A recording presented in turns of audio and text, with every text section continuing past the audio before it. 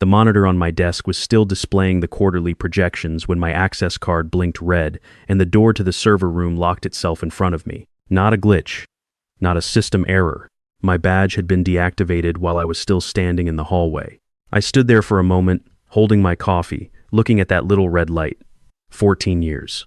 14 years of 6-day weeks, of sleeping on a cot in the lab during the 2017 infrastructure crisis, of turning down 3 separate acquisition offers because I believed in what we were building together. And it ended with a red light on a badge reader on a Tuesday morning in March. I want to tell you this story properly because the details matter. The details are everything. My name is Marcus Hale. In 2009, I was 31 years old, working out of a converted warehouse in Columbus, Ohio, when I developed the routing algorithm that would eventually run the logistics backbone of one of the largest retail distribution networks in the country. The algorithm, I called it CorePath internally, wasn't just software. It was a living optimization system that learned from every shipment, every delay, every weather pattern, every fuel price fluctuation. By 2015, it was processing over 4 million routing decisions per day. By 2019, it had saved the company an estimated $2.1 billion in operational costs. I want you to understand something important, because I know some of you are already asking the obvious question. If I built something worth that much, why was I still drawing a salary and working for someone else? Honest answer, because I chose to be there, at least for a while. When I first brought CorePath to the company, I was a young engineer with a brilliant system and no infrastructure to deploy it at scale. The CEO at the time, a man named Gerald Whitmore, made me a fair deal. I licensed CorePath to the company exclusively, retained full ownership and all underlying patents, and in exchange I received equity, a senior engineering role, and a seat at the table. It worked. For 12 years, it genuinely worked. Gerald was old school. He understood that the people who built things were the people who mattered. He'd call me directly when something went wrong. He'd walk the warehouse floor at 5 a.m. He knew every department head by first name.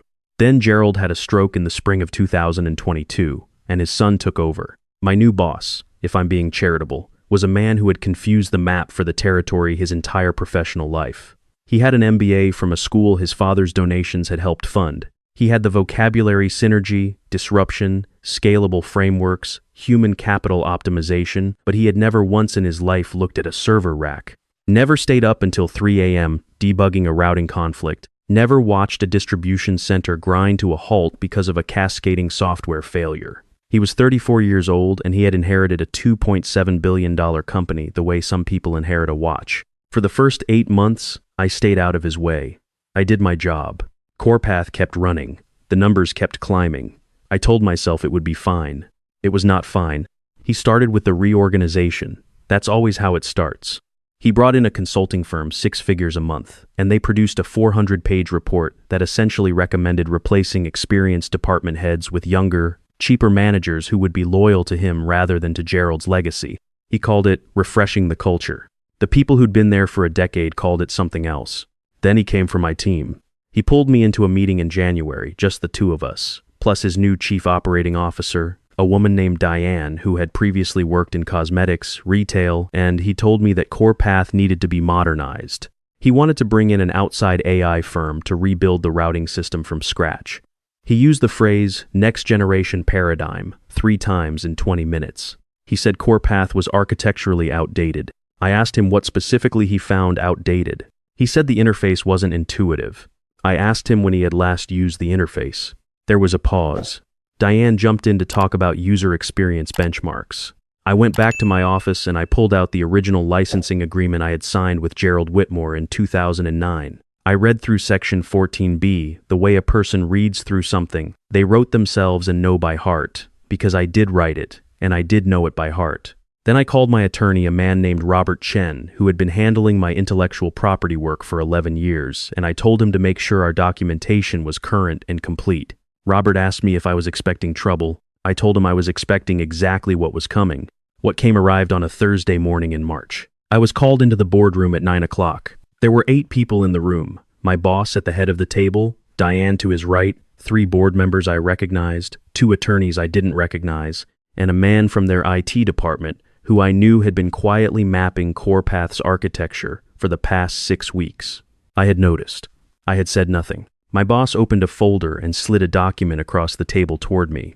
He said the company had conducted a legal review of the CorePath licensing agreement and determined that, under the terms of my employment contract, all work I had performed during my tenure with the company was the intellectual property of the company. He said CorePath belonged to them. He said the original licensing structure had been a mistake that Gerald, and here he paused and glanced at the board members, had made under advisement that no longer reflected the company's legal position. He said my services were no longer required. He said it the way someone reads a statement they've rehearsed. I looked at the document. I looked at the 8 people in the room. I looked back at my boss. I said, "Have your attorneys reviewed Section 14B of the original agreement? The one your father and I signed in front of 2 witnesses on April 7th, 2009? The one that was filed with the United States Patent and Trademark Office the following week?" One of the 2 attorneys I didn't recognize shifted in his seat. My boss said that their legal team had reviewed all relevant documentation. I nodded. I straightened the document on the table and slid it back across to him without signing it. I stood up. I picked up my coffee. "Enjoy the quarter," I said. "The audit window opens in about 18 hours. I think you'll find it interesting."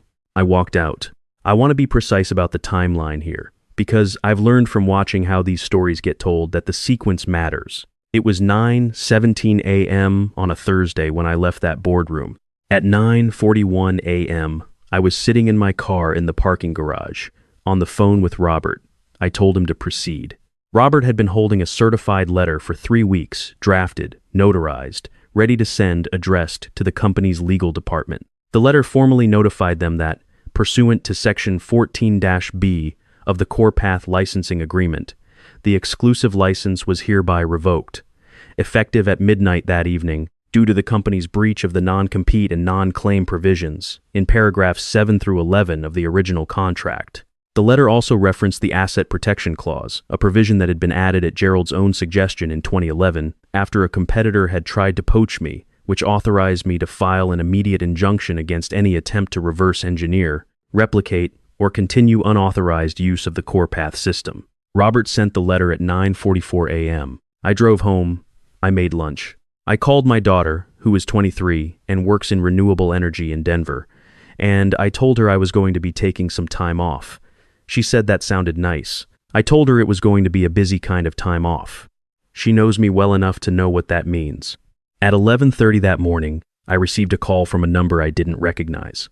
I let it go to voicemail. When I listened to it, it was Diane, my boss's new COO, asking if we could touch base about the morning's meeting. Her voice had a quality to it that I recognized, a careful, controlled brightness that people use when they're trying not to sound alarmed and are failing.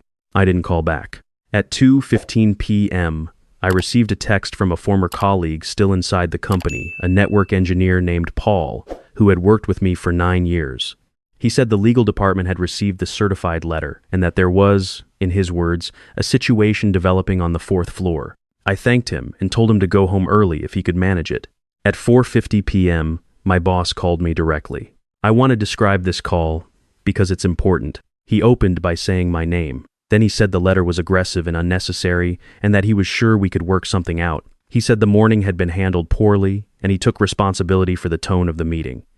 He used the word miscommunication 4 times. He said his legal team was still reviewing the Section 14B provisions, but that he was confident we could find a path forward that worked for everyone. I asked him what he meant by a path forward. He said he was open to renegotiating the licensing terms. I asked him when he'd like to schedule that conversation. He said tomorrow, first thing in the morning, his office. I said I'd have Robert call his office to arrange it. I hung up and sent Robert a text. They called. 14 hours ahead of schedule. Proceed with the injunction filing. Robert had already prepared the injunction paperwork. It was filed with the federal court in Columbus at 5:30 p.m. The injunction requested an immediate freeze on any attempt to access, copy, modify, or utilize the CorePath system pending resolution of the licensing dispute. Given that CorePath was integrated into 17 federal distribution contracts, including 2 Department of Defense logistics agreements, the filing also triggered an automatic notification to the relevant federal oversight offices. That part matters. That part is why the next 12 hours went the way they did. I went to bed at 10 o'clock. My phone started ringing at 12:47 a.m. The first call was from a board member, one of the 3 who had been in the boardroom that morning. He was not using the careful, controlled voice. He was using a different voice. He wanted to know if the injunction was real. I told him it was. He said the federal oversight notification had already generated inquiries from 2 government contractors. I told him I was aware of how the notification process worked, having written the original contract language myself. He asked what it would take to resolve this. I told him to have someone call Robert in the morning. The second call, at 1:19 a.m., was from my boss himself. The man who had sat at the head of the table 8 hours earlier and told me my services were no longer required was now calling me from what sounded like his car, somewhere loud, and his voice had lost the rehearsed quality entirely. He said he needed me to pull back the injunction.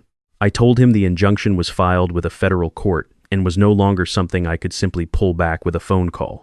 He said the overnight distribution batch had already failed. 3 regional hubs were down. The backup routing system, which his IT consultant had been quietly building for 6 weeks, had failed to integrate correctly because his team had been working from incomplete architecture documentation, which they had, because the complete documentation lived in my head and in a secured archive that he no longer had access to. He said this was going to affect people. I said I understood that. He said drivers were stranded, shipments weren't moving. I said I was aware of how CorePath worked. Having built it, there was a silence. Then he said, "What do you want?" That's the question, isn't it? That's always the question. And how a person answers it tells you who they are. I had thought about this moment for 3 weeks, ever since I first understood where things were heading. I had thought about what Gerald would have said. I had thought about what my daughter would say. I had thought about what I actually wanted, which is a harder question than most people take the time to ask themselves. I told him I would call him in the morning. I went back to sleep. At 8 a.m., Robert and I had a call with the company's legal team, 2 board members, and an outside mediator they had retained overnight, which tells you how seriously they were now taking the situation. The Department of Defense logistics liaison had also made contact with the company, I was informed, and had expressed concerns about the continuity of service. The negotiation took 4 hours. I want to be clear about what I asked for, because I know some of you are going to say it wasn't enough, and some of you are going to say it was too much, and I want you to understand my thinking. I did not ask to be reinstated. I asked for 3 things. First, full formal acknowledgement, in writing and in a public filing, that CorePath was and had always been my intellectual property, and that the company's attempt to claim ownership had been in breach of the original licensing agreement. Second, a restructured licensing deal no longer exclusive, with a royalty rate that reflected the actual value CorePath generated for the company. Robert had prepared an independent valuation. The number was substantial. Third, a separate licensing agreement with the federal government directly, bypassing the company entirely for the Department of Defense contracts, which the government had indicated it was open to discussing. My boss and I'll be honest with you. I think in that room he was no longer really the one making decisions. The board was running the show now, agreed to all 3. The public filing happened within 48 hours. CorePath was formally recognized as my intellectual property, protected under 7 active patents, with my name on every one of them. The royalty agreement went into effect the following month. I'm not going to tell you the exact number, but I will tell you that my daughter called me when she heard about it and said, "Dad, you could literally retire tomorrow." I told her I knew. The federal contract came through 6 weeks later. The Department of Defense licensing agreement went directly through a new company I incorporated, Hale Systems LLC, with Robert as general counsel. The first contract was for 3 years. There's an option for renewal. My boss lasted another 4 months before the board asked for his resignation. I won't pretend I was unhappy to hear it. But I'll also tell you that I didn't feel the satisfaction I might have expected. That's not the point of this story. Here's what I want you to take from it. I spent 14 years building something real. I had a good arrangement with a man who respected what I'd built. When that man was gone and his son came in and decided that what I'd built was just an asset to be absorbed and my expertise was just a cost to be eliminated, he made a mistake that people in his position make all the time. He assumed that the people who understood the thing were replaceable, and the thing itself was permanent. It doesn't work that way. The thing doesn't exist separately from the people who understand it. You can have the code and not have the architecture. You can have the architecture and not have the judgment. You can have all of that and still not know what questions to ask when it fails at 1 a.m. with 3 distribution hubs offline and the Department of Defense sending emails. And if you fire the person who built it, you don't inherit their 14 years of knowledge. You inherit a system you don't understand, a contract you didn't read carefully enough, and a problem that gets worse every hour you don't pick up the phone. He thought he was letting go of an employee. He was actually handing me back everything I'd already owned. I'm in my home office right now, on the second floor of a house I paid for in cash 8 months ago. The window looks out over about 3 acres of land in central Ohio, which is not the most glamorous location in the world, but is exactly where I want to be. My daughter is visiting next weekend. We're going to drive up to Hocking Hills and hike for 2 days and not talk about logistics software once. I got a letter from the Patent and Trademark Office last month. It was a formal commendation, a recognition of CorePath's contribution to federal supply chain security infrastructure. It sits on the shelf in my office, next to a photograph of my daughter at her college graduation, and a coffee mug that says Columbus on it that I've been using since 2009. Gerald would have liked the letter. I thought about him when it arrived. I thought about him standing on the warehouse floor at 5 in the morning, knowing every person's name, understanding that the company was the sum of the people in it. The lesson isn't that you need to protect yourself, though you do. Get everything in writing, understand your contracts, know what you own, and make sure the documentation reflects it. Those things matter enormously, and you should not wait for a crisis to get them in order. But the deeper lesson is this. When someone shows you that they see you as a line item, believe them. Don't negotiate with that belief. Don't try to change their mind. Don't wait for them to realize what you're worth. Take your thing and go build something new. I had 14 years of experience, 7 patents, $2.1 billion in documented savings, and a federal commendation in a letter I hadn't opened yet when I walked out of that boardroom on a Tuesday morning in March. I had everything I needed. I just had to be the one to decide to use it.